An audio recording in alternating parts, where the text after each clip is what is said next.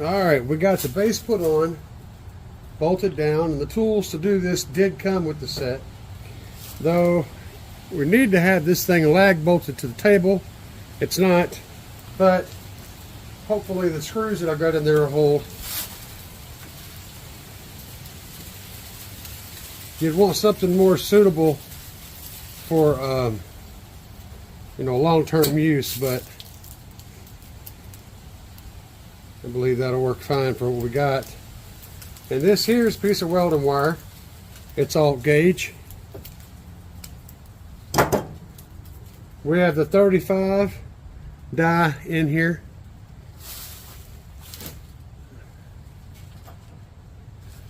We have some simple copper lugs, alt gauge lugs, 3/8 hole for testing purposes. This welding wire is a little bit smaller than your car audio wire, but it is alt gauge, all copper OFC wire. Let's see how this goes. We're just going to slide it in here. Get it nice and tight. And let's see what happens. Yeah. Alright. A little bit tight. But what did it do? Let's have a look.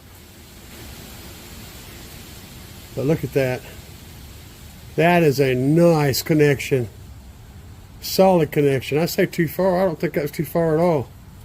That looks really good. Beautiful. And I don't think it would have went quite as far with car audio wire, but that looks real good. Let's do one more. This time we're going to be using oversized gauge. This is GP Car Audio America Series wire. It's oversized, double jacketed, oversized wire. And we're going to do the same thing again with this. So we got our wire and our lug on here. You'll notice the lug fits a little tighter, snugger, because this is a bigger wire, and these lugs tend to handle that better. So let's slide her in here, and I'm going to run it down just to where it stops.